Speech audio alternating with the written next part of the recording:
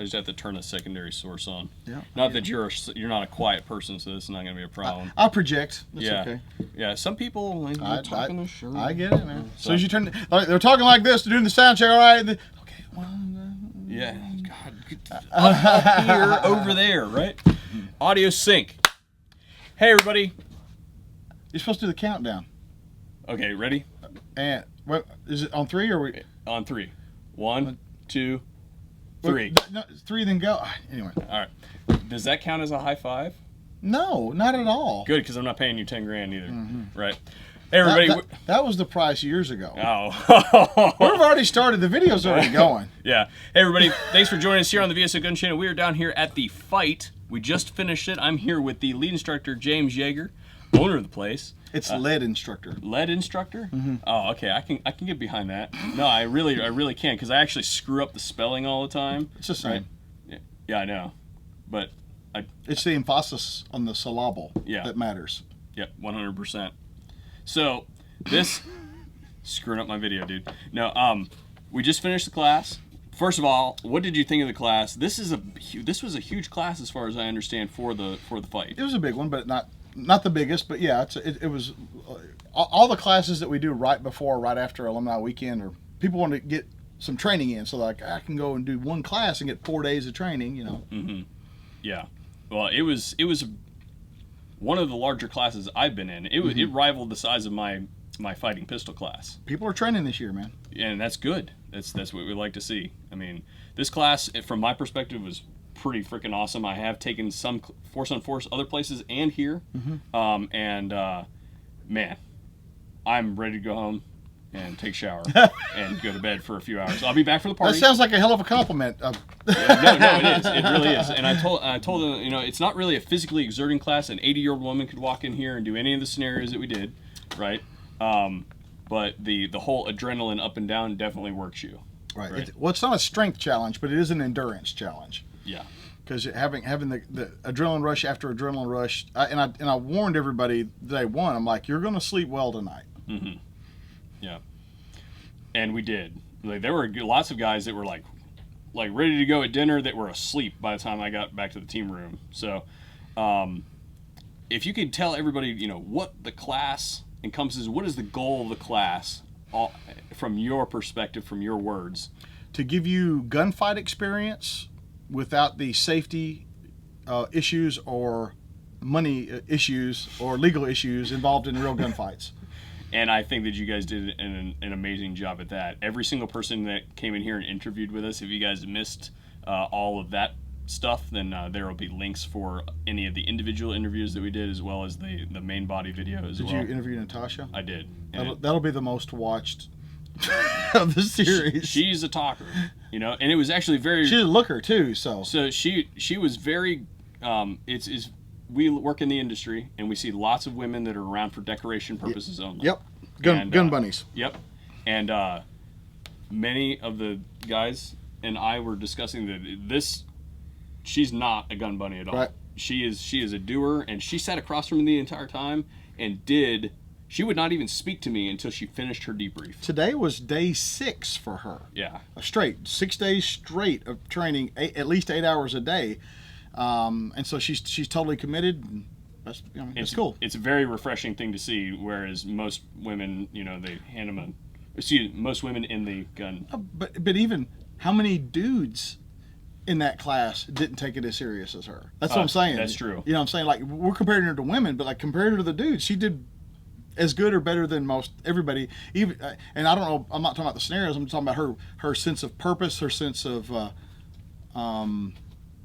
I don't know, just like how seriously she took the class. 100%. You could definitely tell she was into it, which is not something that we see from everybody. So that they weren't there, they don't know. What percentage of your students that you get in take the force on force classes versus the shooty bang bang? Yeah. Less than 10% will take force on force classes or medical classes. Mm-hmm. And as I said in class, basically guys will come and shoot paper because it's okay.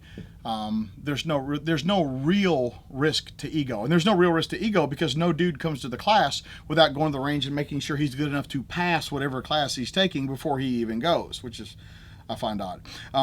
But force on force, I might not be as good as I think, and if I go, that'll just reinforce a negative self-image that I just don't want to deal with. So I just tell myself that it's not important, that I shouldn't do that. That's just playing the game, and real training is shooting at paper, and so I do these things so I don't have to think about my own mortality.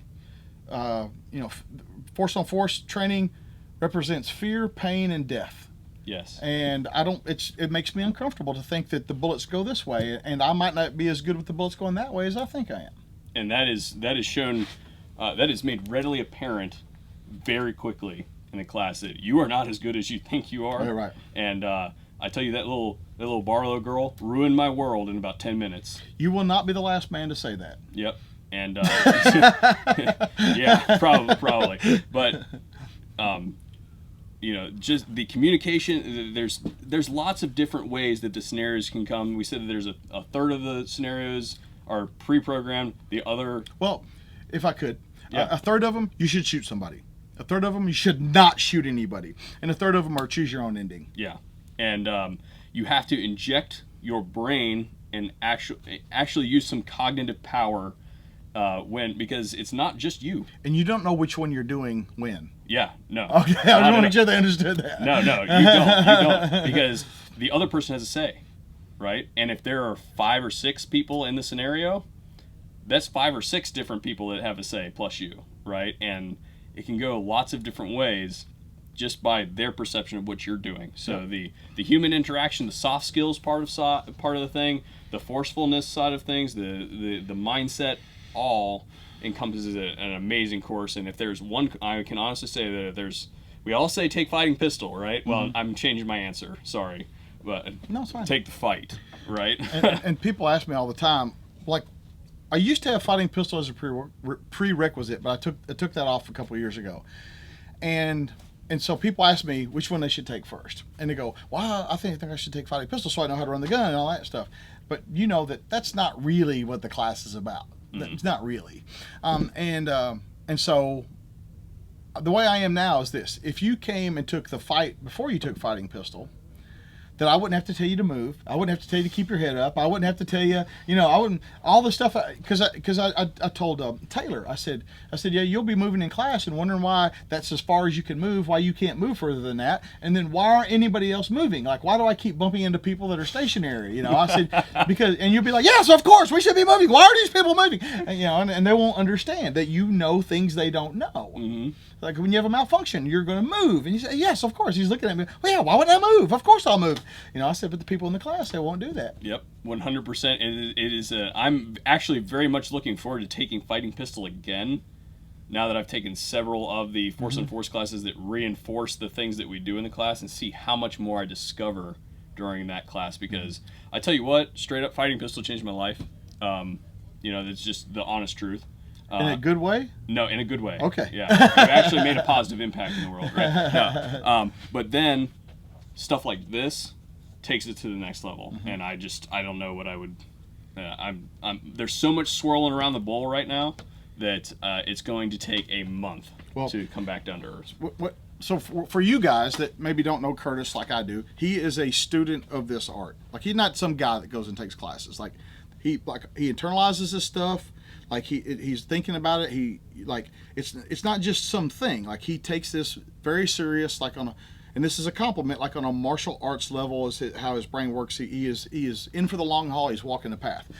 And so thank you. So what you can see now is you can kind of see the cycle of things. And what I mean by that is, like, you see now why we do stuff do we do stuff in fighting pistol because of the fight, or do we do stuff in the fight because of fighting pistol? You understand? Like, you see how things they fit together, and there's really like not a beginning and not an end to our philosophy and how that stuff works. Yeah, you can argue the chicken or the egg all day long, and you come to the same conclusion that you need both. Right.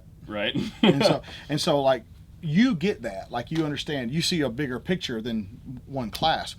and you see a bigger picture than people that might have even taken both classes. You see that there are pieces and parts that peanut butter and jelly, you know, they fit right together. And like I said in this class, none of this is by accident.